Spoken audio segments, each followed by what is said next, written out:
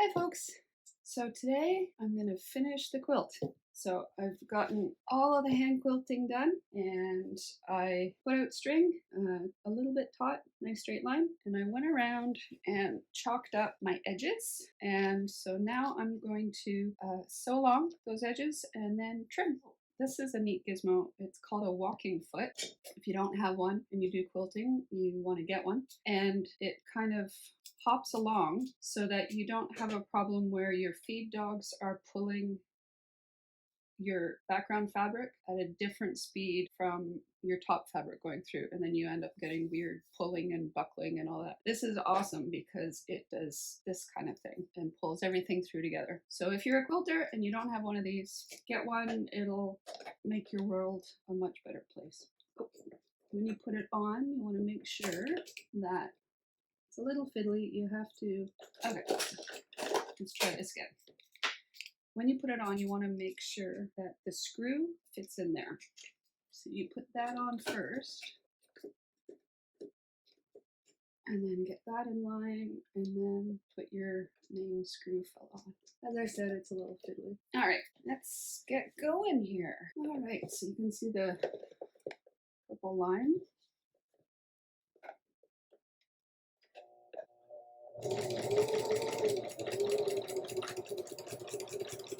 You can see how that's having a little hop.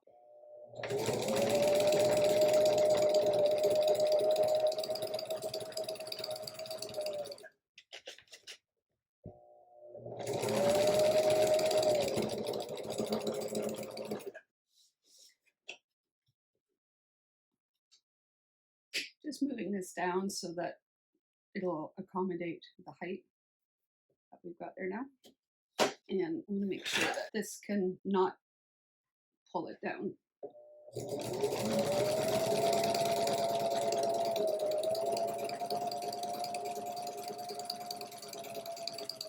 Okay, so that's that side done, and now I'm just gonna go around and do the other three. Okie dokie. There's a lot of blanket here. Okay, so I've gone around and done a sewing machine line all the way around. And so now I'm going to just use this guy and trim, I think, to about 1/4 inch all the way along. So I'm just putting my seam under my 1/4 inch line and then just gonna trim along there. It's easier to kind of start in the middle and work out so you're not pushing all the way along from the end.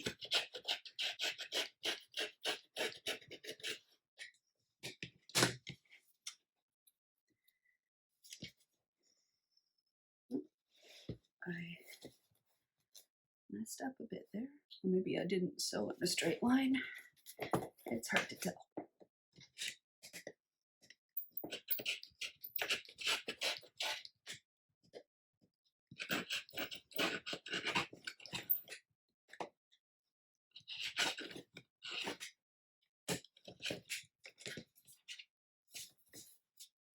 Better. Okay, so I'm just gonna do that all the way around and then we'll see what we get. Okay, I have gone around and trimmed to 1/4 inch past the part that I sewed on the sewing machine. So I think what I'm gonna do now is zigzag around the edges there and just keep those closed. And that's also gonna help keep things from raveling, because these parts here where I had originally sewed the pieces together, that's been cut off now, the ends. So that's free to unravel, and I don't want that to happen. So I want to just do a little bit zigzag all the way around, and then I will see what we get at that point. So still have my walking foot on, and it has an oval opening, so it can do zigzag. So that's good. When you have strange sewing feet, you want to make sure that they can accommodate the stitches that you want to do. Otherwise, you're going to have a problem. All right, here we go.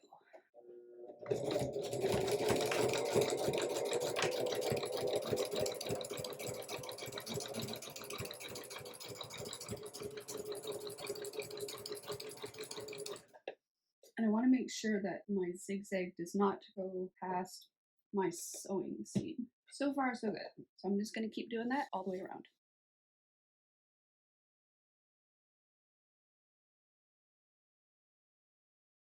Alrighty, so I've just gone around and finished all the zigzag all around the quilt, and now I'm ready to do the binding. So you can use store-bought binding or you can make your own. This has been sitting there for while I've been making the quilt, so it's pretty happy with its situation. Just going to trim that. Okay, so it's going to be pretty straightforward putting this on the quilt. So what I want is I want it to be like this and to go all the way around. Now what I'm going to do is hide this first sewing by having this line be sewn onto the line that I first did. In fact, I'm going to have it in just a little bit so that this first seam here for sure doesn't show. So I'm going to start clipping these guys along,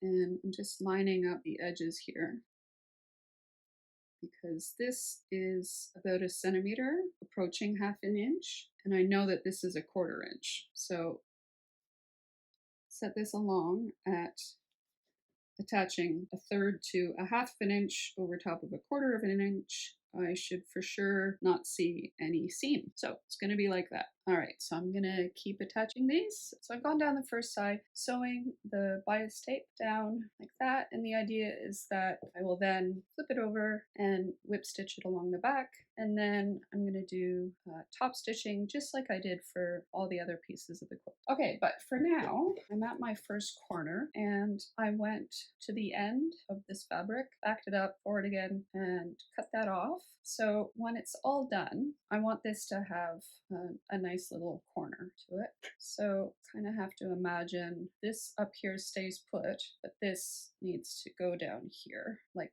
a mitered corner. I don't know if you can see that. So that's what I want to do. So let's see how far along is that? It's about the width. Boy, that's hard to describe. From here to here, you want to make it like a square. So this part is going to go down right there. So sewing that, this part is going to go over here, and it should make like a little miter. And this is fiddly.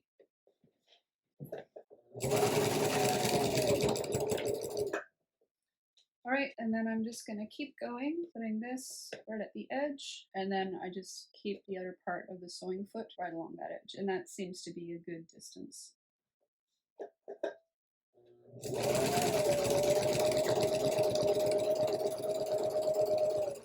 I don't really need to use clippies because it's pretty straightforward.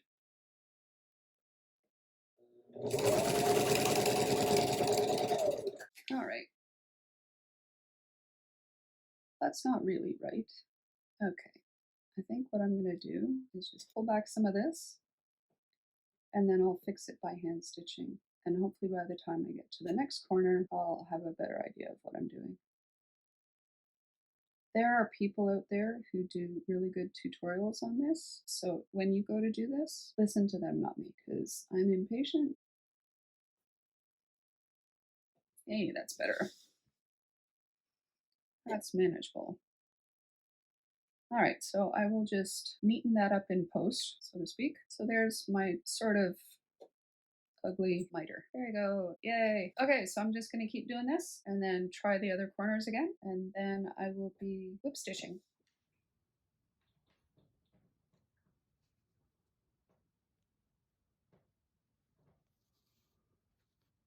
Alrighty, so I'm not really sure what this kind of stitch is called. I tried looking it up, and the closest that I could see is a modification of a catch stitch or a ladder stitch or back stitch. So I'm not really sure what this is, but you can kind of see what I was doing. The point is to try and sew the binding on really securely, but also in a sneaky, hidden kind of way.